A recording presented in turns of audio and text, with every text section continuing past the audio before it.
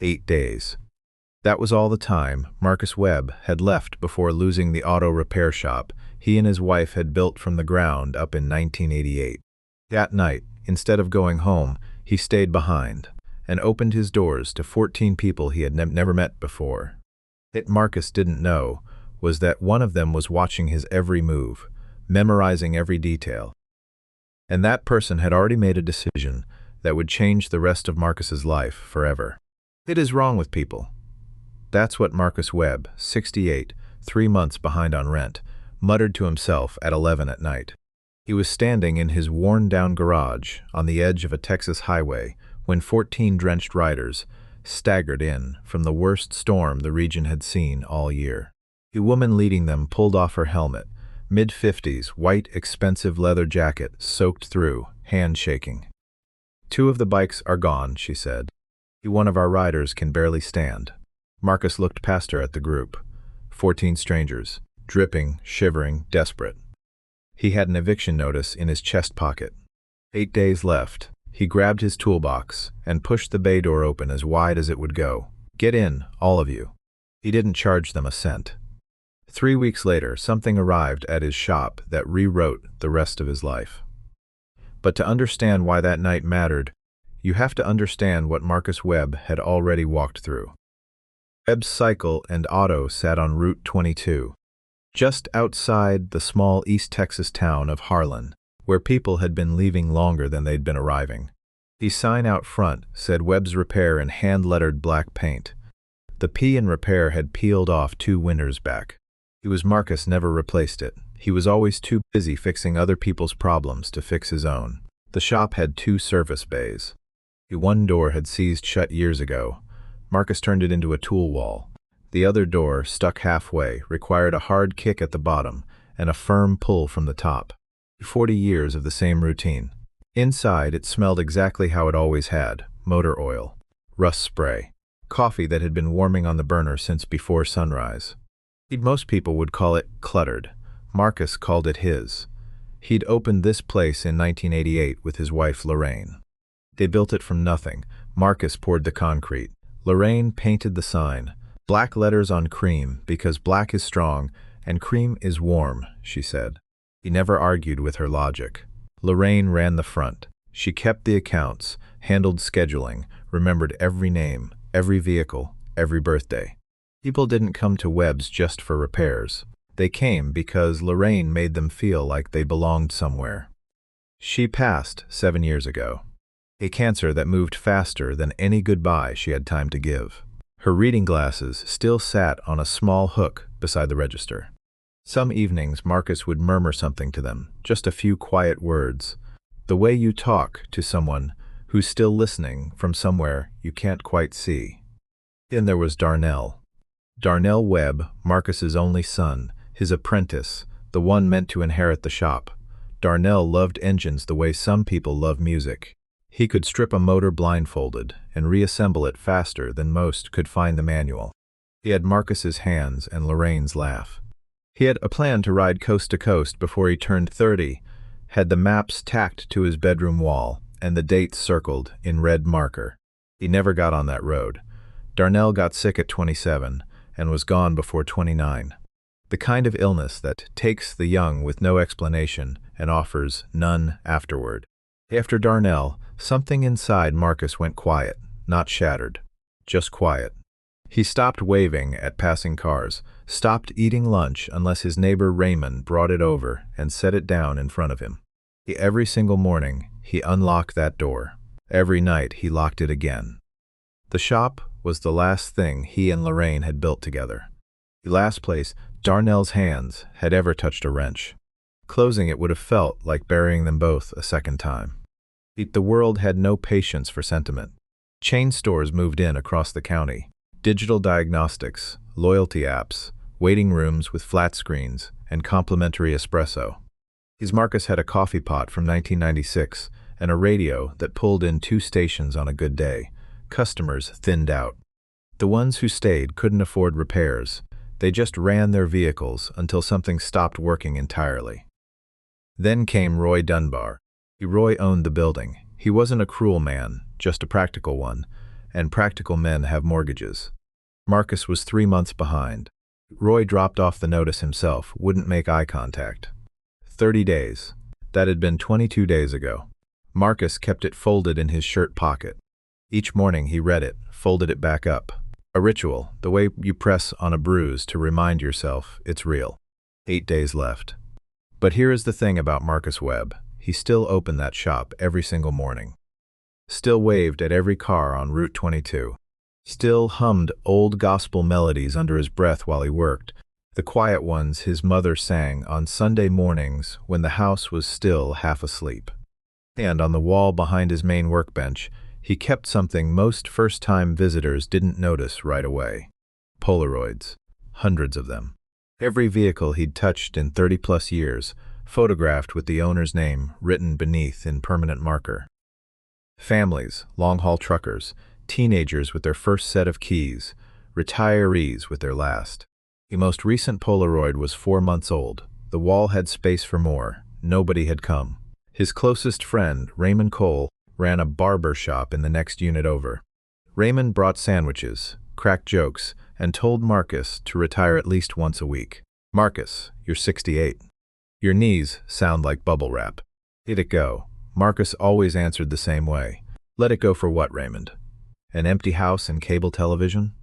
Go, thank you. But at night, when the street outside went dark and silent, Marcus sat on the front bench with that eviction notice folded between both palms, and his hands shook. Not from age, from fear. Fear of losing the last thing that still told the world he was present.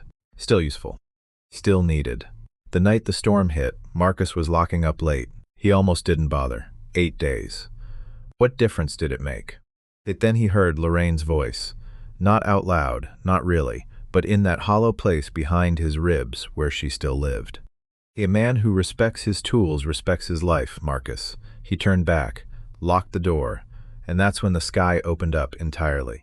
This wasn't ordinary rain. Gulf Coast storms don't fall, they assault. Sheets of water hitting the asphalt so hard they bounced back up. Wind bending the old pecan trees sideways. The power pulsed twice and nearly died. Marcus's radio coughed out a flash flood warning between bursts of static. The creek behind Route 22 was climbing fast. If it hit the road, he'd be stranded here until morning. He should go. Every sensible part of him knew it, but he stood in the doorway of the shop, watching lightning tear across the sky. And that's when he heard them. Engines, deep, heavy, unmistakable. The rumble of big V-twins cutting through rain and wind. Not one or two, a whole convoy, growing louder. And headlights punched through the wall of rain, one set after another, until 14 motorcycles rolled into his muddy gravel lot and stopped. The lead rider climbed off first, removed her helmet, shook out silver hair plastered flat.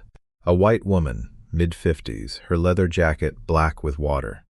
She walked straight to Marcus's door with the steadiness of someone who'd handled far worse. Her name was Vanessa Strand. She didn't waste words. Sir, I'm sorry to bother you at this hour. She spoke directly, water running freely down her face. Here a riding group, veterans and their families. We left Houston this morning for a memorial ceremony in Shreveport. The storm caught us out on the open road. She paused for a breath. 2 of our bikes are dead. He's one of our riders, an older man. He's been out in this cold too long. He can barely walk. Marcus looked past her into the lot. 14 bikes, 14 riders. Some still on their seats, too drained to move. Others pressed together near the far wall of the building, trying to use each other as windbreaks. Rain hammered every surface. It looked like something out of a disaster film. Then he saw him, an older man, maybe early 70s, seated on the back peg of another rider's bike. The younger man beside him held a jacket over his head, which helped almost nothing. The old man's face was pale. His hands trembled, not nerves, cold. His gloves were calfskin, his boots custom-made, details that didn't quite fit the rest of the group. Marcus didn't dwell on that. He looked at the man's eyes, exhausted, and not just from the road, exhausted in the deeper way. Marcus recognized that kind of tired. He saw it in his own face every morning. He looked back at Vanessa. Then he looked behind him at the shop. The leaking roof panel, the stuck bay door, the Polaroid wall with 4 empty months, the eviction notice still folded in his pocket. Every reason in the world to turn these people away. Somewhere deep in that space behind his ribs, he heard Lorraine again. That's not a stranger out there, Marcus. That's just someone you haven't helped yet. He didn't weigh it. He didn't calculate what he had left to give. He stepped aside and pushed the door open all the way. Come on in, every one of you. Let's get out of this rain. Vanessa stared at him a half-second too long, like she wasn't certain she'd heard right. Then her jaw tightened, the way people's jaws tighten when they're trying hard not to cry, and she turned back to the group and waved them forward. They filed in one by one, dripping, shivering, grateful. Some nodded, some whispered thank you, some couldn't speak at all. The old man came last, supported at the elbow by a younger rider named Philip Marsh. When he passed Marcus in the doorway, he stopped, turned, looked Marcus directly in the eye, and said very quietly, "Thank you." Marcus nodded. "You're safe now." The old man held his gaze a beat longer than expected. Then he stepped inside. And Marcus, a man with 8 days left, 3 months behind, nothing in the bank, and nothing left to spare, closed the door behind all of them and shut out the storm. What Marcus did over the next 6 hours would have been remarkable for a full crew working in a properly equipped facility. He did it alone, and what none of them knew yet was that someone in that room was watching every single move he made. Not casually, closely. The moment the last rider was inside, something in Marcus shifted, like a switch had been thrown. The tired old man who'd been staring at an eviction notice all evening disappeared. In his place stood someone sharper, faster, someone whose hands remembered what his body had half forgotten. Military background, it never really leaves you. He swept the group the way a field medic sweeps a scene. 14 riders. 14 bikes. 2 machines down hard, one with a buckled front fork, one with a blown electrical relay. 3 others needed minor attention. Chain slack, worn brake pads, a tire slowly losing pressure. The remaining 9 just needed to be dried and checked. But bikes came second. People came first. Marcus walked straight to the older man, the quiet one with the calfskin gloves and the custom boots. Vanessa had called him Douglas. He was seated on a wooden crate near the side wall, still trembling, some color finally returning to his face, but not enough. Marcus pulled his old army blanket from the supply cabinet, clean, folded tight, and draped it over Douglas's shoulders without asking. Then he went to the back, fired up the kerosene heater, and put a kettle on. 5 minutes later, he came back with a mug of ginger tea. Strong. The kind of thing Lorraine used to make when someone came in from a cold night. "Drink all of it," Marcus said. "Ale cup. No negotiating." Douglas looked up at him, took the mug in both hands, and for the first time that night, something close to a smile crossed his face. "You always run your shop like a drill sergeant?" Marcus didn't blink. Only with people who show up half-frozen past midnight. That's when Marcus noticed it. A small thing, easy to overlook. As Douglas wrapped both hands around the mug, the light caught something on his right hand. A ring, heavy, platinum, not silver, and engraved on its face was a single stylized letter. W. Marcus's eyes rested on it for just a moment. Something about the shape felt familiar, like he'd seen that mark before. But the thought didn't land. Not yet. He had too much work to do. He shook it off and went to the bikes. The first job was Douglas's motorcycle, a buckled front fork.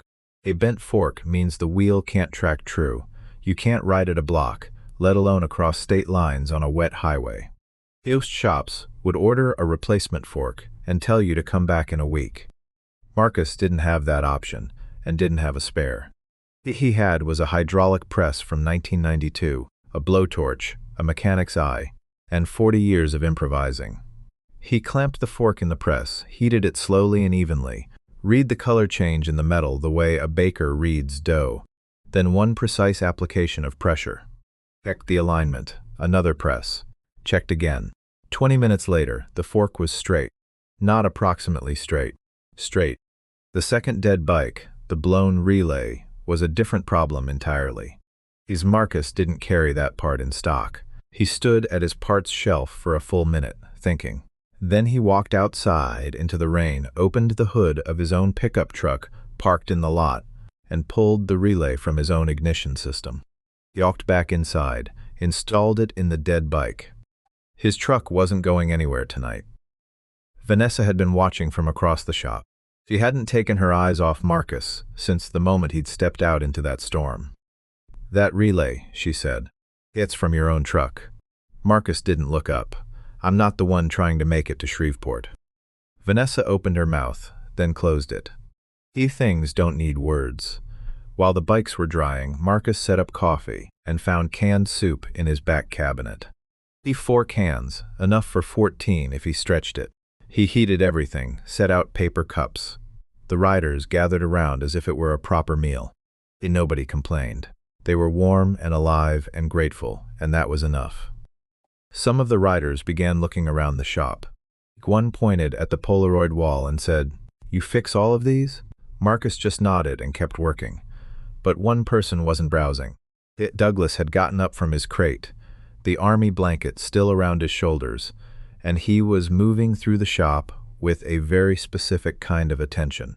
Not casual, professional. He ran his fingertips along a weld seam on an old chassis frame, paused, nodded slowly. He picked up a custom fabricated bracket on the workbench, a transmission mount Marcus had made from scratch because the part didn't exist in any catalog, and turned it over in his hands. He examined the joints, the grind marks, the symmetry. Then he asked quietly, "Where did you learn metalwork like this?" His Marcus was halfway under a bike, didn't look up, nowhere with a name, just 40 years of figuring it out. Douglas set the bracket down carefully, as if it had value. Then he walked to the far wall and stopped. Here it was, a yellowed magazine page, pinned with a single thumbtack. A photograph of a motorcycle, black frame, chrome accents, clean lines. A 2016 Ironside Heritage Limited Edition. One of the most beautiful machines ever manufactured. Douglas stared at that page for a very long time. He turned and looked through the bay window at the bikes parked outside. One of those 14 bikes, his bike, was that exact model. A quiet smile crossed his face, private, certain, like a man confirming something he'd already suspected. He said nothing at all. Marcus didn't see the smile. He was already under the next bike. The hours ground on. Midnight became 1 in the morning. 1 became 3, 3 became 4, then 5. The coffee pot emptied twice and was refilled. Marcus's lower back screamed every time he bent under a frame. His hands cramped around wrenches. At one point he dropped a ratchet and had to sit flat on the floor for a full minute before he could push himself back up. In he stood and kept going. By 5:45 in the morning, all 14 motorcycles were road ready. Every chain tensioned. Every brake verified. Every tire inspected. Marcus wiped each machine down with a clean rag before rolling it back outside into the early dawn light. He straightened up from the last bike. His knees cracked. His shoulders ached. His hands trembled. But from exhaustion this time, not fear. Outside, the first pale light of morning was pressing up over the tree line. The storm was gone. The sky had opened into clear gray blue, and 14 machines sat in that muddy lot in a clean row, ready to ride. He had been on his feet for almost 19 hours straight, a man with nothing left who gave it all anyway. Vanessa reached for her wallet. Marcus reached for the door. It's how the morning began. 2 people in the dawn light wanting completely different things. The sky was turning pink and gold. Steam rose off the wet gravel as if the earth were exhaling. Vanessa pulled a leather checkbook from her jacket.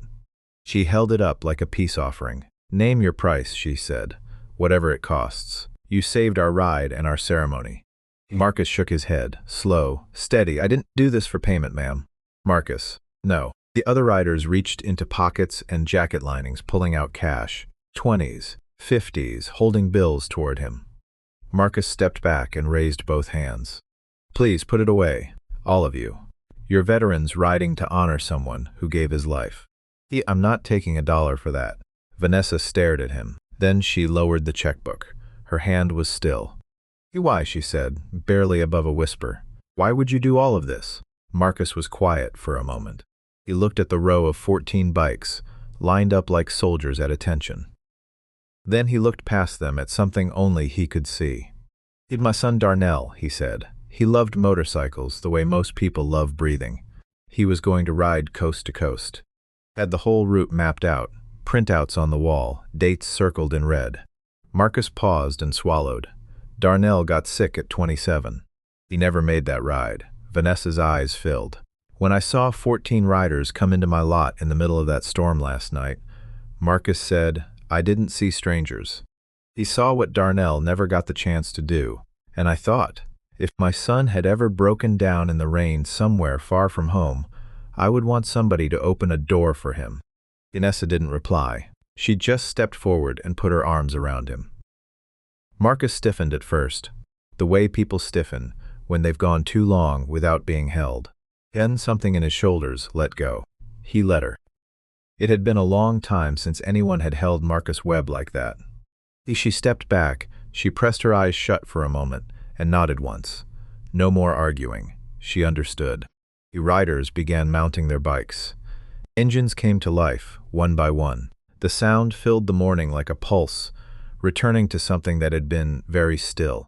One rider hadn't moved, Douglas. He stood near the shop door, waiting, patient, as if he had one last thing to settle before he left. Once the others were occupied with gear and helmets, Douglas walked over to Marcus and extended his hand. Marcus took it. Handshake was long and firm, both hands clasped, eyes steady. Then Douglas reached into his vest pocket and produced a business card. He held it face down and pressed it into Marcus's palm. Don't look at this until we're out of sight, Douglas said, his voice calm and deliberate. And Marcus, don't throw it away. Marcus frowned. What is this? Douglas simply shook his head once. You'll understand when you look at it. Then he turned, walked to his bike, the Ironside Heritage, and mounted it like a man who had been riding his entire life. Vanessa saluted Marcus from her seat. The convoy pulled out one by one, their engines fading down Route 22. Marcus stood in the lot and watched until the last taillight vanished around the bend. Then he was alone. The lot was empty. The air smelled like exhaust and wet earth and old coffee. Marcus reached into his palm and turned the card over. His lips moved as he read. His hand dropped to his side. He looked up at the road where the bikes had gone. He looked back down at the card, and he whispered, There is no way. He told himself it meant nothing. Told himself rich people say things in the heat of gratitude that don't hold up in daylight. His hands would not stop shaking. He walked back inside the shop, stood under the one fluorescent tube that always buzzed and flickered, and read the card again in that restless light. Douglas R. Whitfield, Chairman, Whitfield Automotive Group. Below the printed text, handwritten in blue ink, neat and deliberate, Your shop, your hands. You need to talk. I'll be in touch. Marcus read it 3 times, Whitfield Automotive Group. He knew that name. Everyone in the automotive world in the South knew that name. It was on the billboard along the highway. The very same billboard Marcus drove past every morning on his way to a shop he could barely afford to keep open. Whitfield was one of the largest motorcycle and automotive parts distributors in the entire region. And Douglas Whitfield, the founder, the chairman, was the quiet, old man Marcus had draped a blanket over and handed ginger tea to 6 hours ago. He rang. The W, the same logo on those billboards. Marcus's knees went soft. He sat down on his rolling stool and just breathed. Then he looked at the wall, the yellowed magazine page, the Ironside Heritage, and reached up and unpinned it. He flipped it over. There in fine print at the bottom, commissioned by Whitfield Automotive Group. He pinned it back up, sat down again, and stared at the floor for a long time. The next morning he told Raymond. Raymond laughed so hard coffee came out of his nose. A billionaire in your garage at midnight, Marcus. You've been breathing exhaust fumes too long. Marcus laughed too, but he kept the card. He didn't call the number. Figured it was a moment of warmth that would fade. Rich men make gestures. Life moves forward. Probably meant nothing. Days passed, no call. Marcus returned to his routine. Wake, coffee, unlock the stuck door, wait for customers who didn't come. Lock the door, go home. The eviction clock moved without mercy. 8 days became 6. 6 became 4. He pinned a new Polaroid on the wall, a photo he'd taken of the sky from the shop doorway on the morning the riders left, pale gold and clear. Underneath, in black marker, he wrote, "The night 14 came." It was the only new entry in 4 months. 4 days became 3. Marcus began making calls to storage places, to Raymond's wife about borrowing a truck. Then, on what would have been day 6, the phone rang. He had no number. Marcus almost let it go. He picked up. A woman's voice, professional and calm. "Mr. Webb, please hold for Mr. Whitfield." A click. Then a voice, measured, unhurried, direct, the kind of voice that doesn't waste words because it never has to. "Marcus, it's Douglas Whitfield. I hope I'm not catching you at a difficult time." Marcus almost laughed out loud. A difficult time. He was sitting on a crate next to a heater, running on its last quarter tank of fuel. His truck still had no relay. His shop had 3 days. "No, sir," Marcus said, "not at all." "Good," Douglas said, "because what I want to say is important and I'd like you to hear all of it before you respond." Marcus sat up straight without thinking, the old instinct from years ago when authority walked into the room. "I have been in this business for 45 years, Douglas said. He's been through factories across 9 countries. I've watched the largest, best-equipped shops on the continent do their work. Facilities with millions in precision machinery. Technicians trained at the finest programs in the world." He paused. "And I want you to know that what you did in your shop, with those tools, in that storm, it is some of the finest mechanical work I have ever personally witnessed. I'm not saying that to be generous. I'm saying it because it is simply true." Marcus said nothing. He couldn't. Douglas continued, "That front fork. The technique you used to straighten it. I have seen that method performed once before in my life. A master fabricator in Stuttgart, Germany. A man with 30 years of formal training and a shop full of the finest instruments available. You achieved the same result with a press from the early 90s and a hand torch, and yours was straighter." Marcus opened his mouth. Nothing came out. "The relay," Douglas said. "You pulled it from your own vehicle. A man who can barely cover his operating costs removed a part from his own truck so that 14 people he had never met could get to where they needed to go. That is not only skill, Marcus, that is character. And the custom transmission bracket on your bench, I picked it up that night and examined it. The weld joints were precise. The symmetry was exact.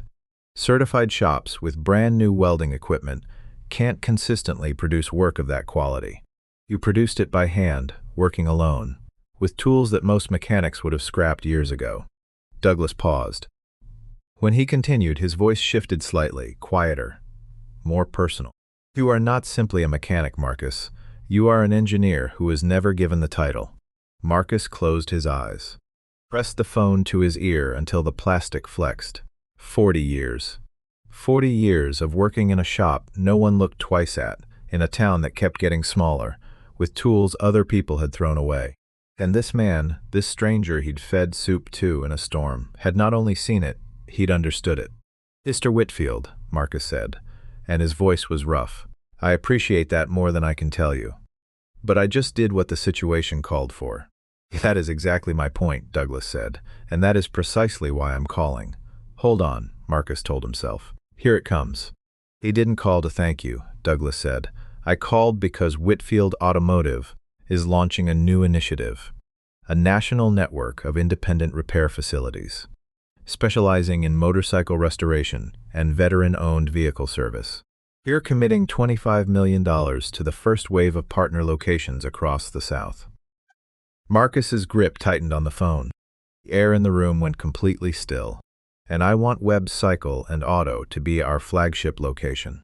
The silence that followed was not the comfortable kind. It was the kind where time stops, and everything you have ever carried rushes forward at once. Marcus could not speak. Every year of struggle, every night he'd nearly walked away, every person who'd told him to close it down, every face on that Polaroid wall, it all arrived in one wave and hit him all at once. "Mr. Whitfield," Marcus finally said, and his voice cracked on the second word. "I have to be straight with you before you say anything else. I am 3 months behind on rent. I have days, not weeks, days, before this building is no longer mine. You don't know if there's going to be a shop here for you to invest in." There was a pause on the line, a long one. Then Douglas spoke, and Marcus would carry those words for the rest of his life. Marcus, I didn't call to invest in a building. I called to invest in you. The building is the easy part. Another pause. I'm going to be in Harlan in 3 weeks. I'd like to see the shop with my own eyes. You hold on for 3 weeks. Marcus looked around the shop. The stuck door, the leaking roof panel, Lorraine's reading glasses on the hook, the Polaroid wall. Hundreds of faces, hundreds of machines, 30 years of evidence that his hands had mattered. I've held on for 40 years, Marcus said. 3 more weeks is nothing. After he hung up, Marcus sat without moving for a long time. He didn't call Raymond. He didn't make coffee. He just sat there. He looked at Lorraine's glasses. The window light caught the lenses and made them glow like something small and warm. He looked at the wall of Polaroids. He looked down at his own hands, cracked, stained, carrying 30 years of grease and purpose. And for the first time in a very long time, Marcus Webb cried. Not from sadness, not from relief, not exactly from joy. He's something deeper than all of it, the feeling of being seen. 3 weeks later, Marcus heard engines again. But this time, the sun was out. He had spent every one of those 21 days getting ready. Not because anyone told him to. Because for the first time in years, he had something to get ready for. He scrubbed the shop floor on his hands and knees, cleaned both windows with vinegar and old newspaper, the way Lorraine used to. He organized every tool on the pegboard by size and function, oiled the stuck bay door until it would open without being kicked. It still groaned, but it opened. Raymond came over and helped him repaint the front sign. Black letters on cream, the same colors Lorraine had chosen in 1988. Raymond even repainted the missing P. You're acting like the governor's coming, Raymond said, up on a stepladder with a brush. Somebody's coming, Marcus said. That's enough. On the morning of the visit, Marcus put on his best work shirt and ironed it himself. He stood in front of Lorraine's reading glasses and said something quiet that wasn't meant for anyone else. Then he went outside and waited. At 9:15 he heard them. Not 14 motorcycles this time. 3 black SUVs, a flatbed truck, and behind them, 1 single motorcycle. A black Ironside Heritage, chrome catching the Texas morning light like a mirror. Douglas Whitfield riding in himself. Alongside him in the convoy were Vanessa Strand, Philip Marsh, and 4 other riders from that night. They had come back. Douglas dismounted from the Heritage and walked straight to Marcus. He didn't shake his hand first. He embraced him. Brief, firm, the kind of embrace that carries more weight than a handshake ever could. Then he stepped back and looked at the freshly painted sign and nodded once. Show me everything, Douglas said. Marcus did. He walked the entire shop together. Douglas, an architect, a contractor, and a woman Douglas introduced as his wife, Claire Whitfield. Claire had spent years running the Whitfield Foundation's community development programs. She carried a notebook and wrote in it constantly.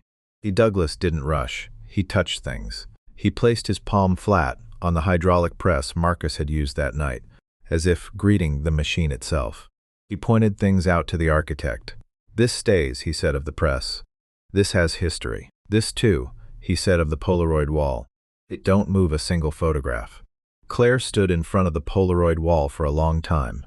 Then she turned to Marcus and said quietly, This is the most honest thing I have ever seen in any shop, anywhere. They ended up in Marcus's small office, a desk, a folding chair, Lorraine's glasses on the hook, the Polaroid of the dawn sky pinned above the desk. Douglas sat across from Marcus as if they were old friends catching up over coffee. Then he laid it all out. Whitfield Automotive would fund a complete renovation of Webb's Cycle and Auto. New equipment. 3 full service bays instead of 2, each with a working hydraulic lift. A digital diagnostic station. And right beside it, bolted to the original workbench, every single one of Marcus's hand tools, the same wrenches, the same socket sets, the same blowtorch he'd used to straighten Douglas's fork in the storm. Douglas had been clear on this point. The old tools stay. You build the future on top of the past, not instead of it. Total investment, $850,000. Marcus would become the owner, operator, and lead training director of the flagship location for the Whitfield Veteran Trades Initiative. His title, his shop, his name on the building. But it went further. Marcus would carry a salaried role as master technician consultant, meaning travel, meaning other shops across Texas, Louisiana, and Mississippi would bring him in to train the next generation of mechanics. His self-taught methods, the ones he'd worked out alone over 4 decades, would become official curriculum, written down, passed on, preserved. And then Douglas said the last part. His voice dropped lower, more careful. We are establishing a trade education scholarship fund for veterans and their families. And I'd like to name it after your son. Marcus's breath stopped. The Darnell Webb Scholarship. Initial endowment, $200,000. Awarded annually to young people pursuing careers in the skilled trades. Marcus stood up without a word, walked to the window. He placed his hand flat against the glass. His shoulders shook. Raymond, who had been listening from just outside the office door, quietly removed his glasses and looked away. After a long moment, Marcus turned back around. His eyes were red, his voice held by a thread. You're putting my boy's name on something that helps people.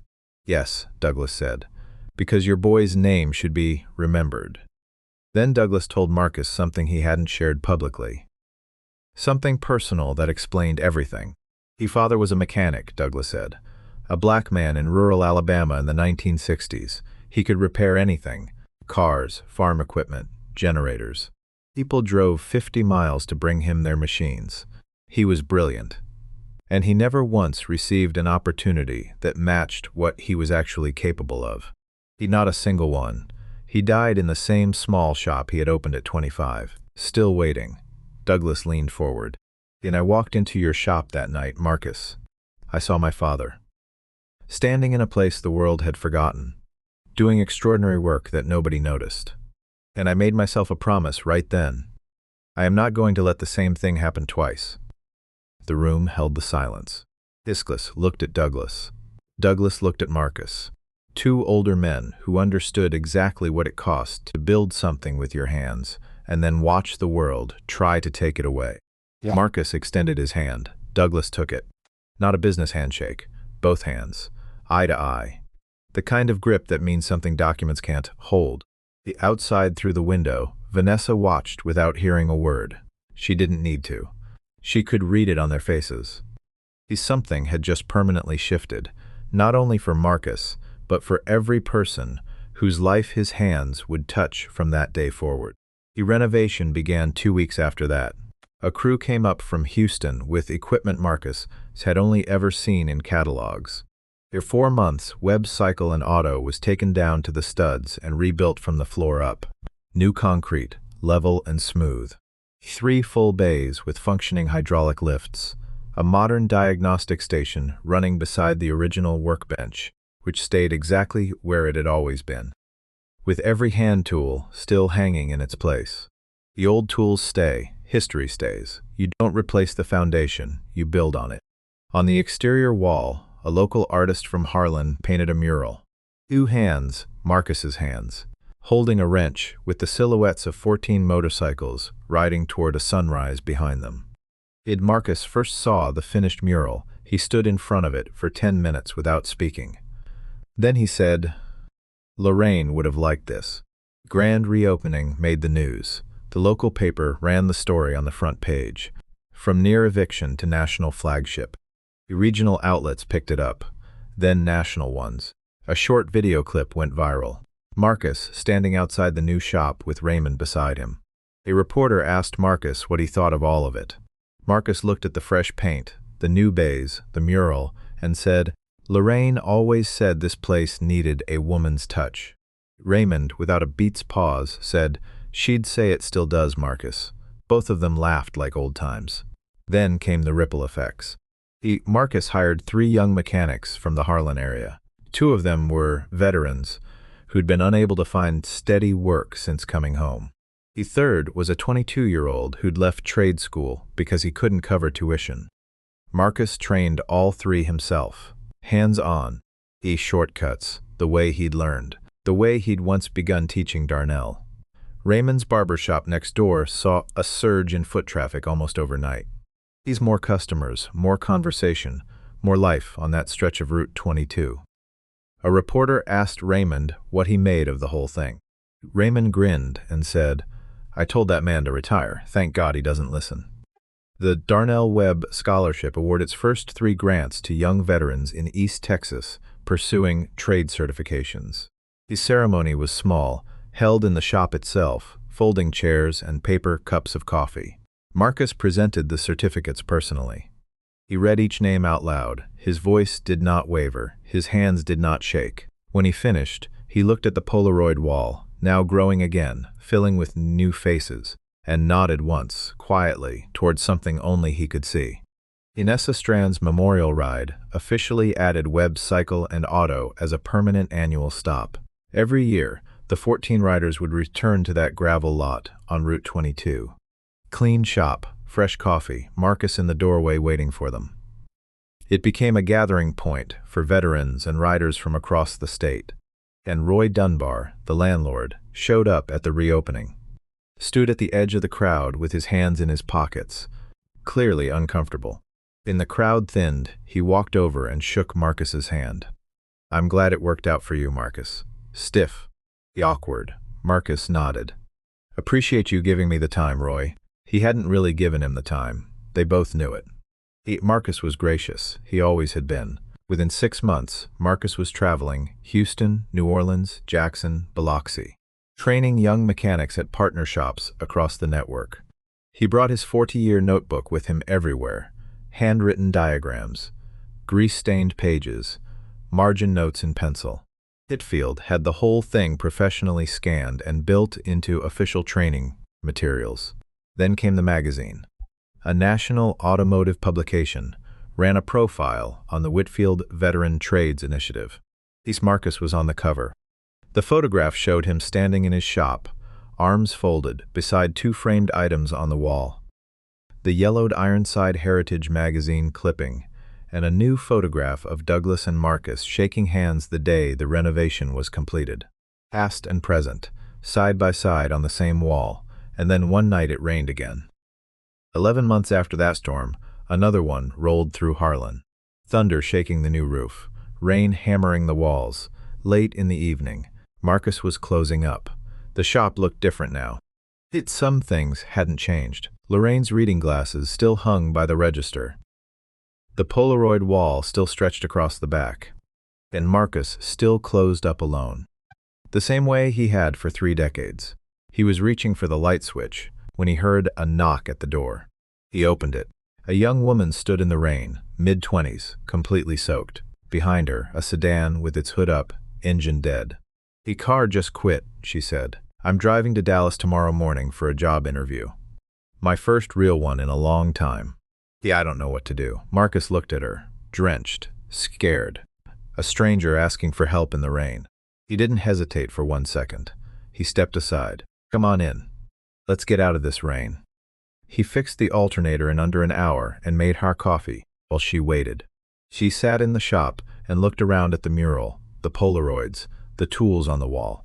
She didn't know the story behind any of it. She only knew that a man she had never met was fixing her car at 11 at night and wouldn't let her leave without something warm in her hands. When the car was running again, she reached for her wallet. Marcus shook his head. "Why?" she asked. "Why won't you let me pay you?" Marcus glanced at the wall behind the register. 2 things hung there side by side. Lorraine's reading glasses, right where they had always been. And next to them, in a small wooden frame, a business card, Douglas Whitfield's card, the one that had been pressed into Marcus's palm on a morning that smelled of gasoline and rain.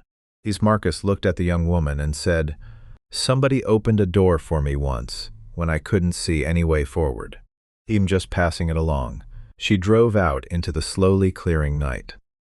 Marcus stood in the lot and watched the taillights fade down Route 22, the same way he had watched 14 motorcycles disappear almost a year before. Same lot, same man, same open door. He turned off the light, stepped to the doorway. Outside, the rain was letting up. As the mural glowed under the street lamp, his hands, the wrench, the 14 silhouettes riding toward a sunrise. And on the Polaroid wall inside, the newest photograph. Marcus standing with three young people, each holding a certificate that read Darnell Webb Scholarship. He locked the door quietly. Same kick, same pull. Some things don't change and some things shouldn't. So why tell you this story? Because in a world that rewards the loudest voice, Marcus Webb did something quiet. He didn't document it, didn't broadcast it, didn't seek anything back. He opened a door at midnight for 14 strangers while an eviction notice sat in his pocket. He gave away parts from his own truck. He fed people with 4 cans of soup. He worked through the night. And when they tried to pay him, he said no. He didn't know who Douglas Whitfield was, didn't know what was coming. He helped because helping is who he is. Not something he performs, something he lives. That's the part worth thinking about. The people who give the most are almost never the people who have the most. They are the ones running on empty, tired, behind on everything, barely holding on, who still move aside and say, "Come in." It isn't generosity from comfort. That is generosity from sacrifice. And there is nothing in this world more powerful than that. It you build with your hands doesn't vanish just because the world stops paying attention. 40 years of showing up. 40 years of doing the work when no one is watching. That is not wasted time. That is the foundation. And when the right person finally walks in and sees what is really there, everything can change. Marcus didn't help because someone important was in the room. He helped because of who he is, rain or shine, empty pockets or full ones. That is the difference between people who perform kindness and people who live it. One needs an audience. The other just needs a door to open. When did a stranger last show you unexpected kindness? Drop it in the comments. If this one stayed with you, share it, like it, and come back for the next one. And the next time it rains, look for the open door. There's one thing Marcus Webb's story teaches us. Something no school ever puts in a textbook, yet life tests us on it again and again. A person's worth isn't measured by their bank account. It isn't measured by titles or status. It's measured by what they do when no one is watching. When they're exhausted, when they're afraid, when they have almost nothing left to give, and they choose to give anyway. Marcus didn't help 14 strangers because he had plenty. He helped them because that's who he was. And that's exactly what Douglas Whitfield saw in that repair shop. Not the skill, not the tools, not 40 years of experience. He saw a man who treated others with dignity, even while his own life was falling apart. Respecting people doesn't mean bowing to the wealthy or being intimidated by the powerful. It means looking a stranger in the eye during the middle of a storm and saying, "You need help, I can help," and letting that be enough. We live in a world where people often measure each other by what they own. Yet the people who truly leave a mark, the ones who are remembered long after they're gone, aren't the ones who had the most. They're the ones who gave the most when others needed it most. Marcus Webb didn't need to know who Douglas Whitfield was before opening the door for him. It's the most important part of this story. Genuine kindness doesn't choose its recipients. It doesn't calculate rewards. It simply sees another human being and acts. If you're watching this video and wondering whether you still have the strength to be kind, when life feels overwhelming, when you're running on empty, remember Marcus. He was running on empty too. He was scared too. Yet he still opened the door. And sometimes, opening a single door is all it takes to change everything.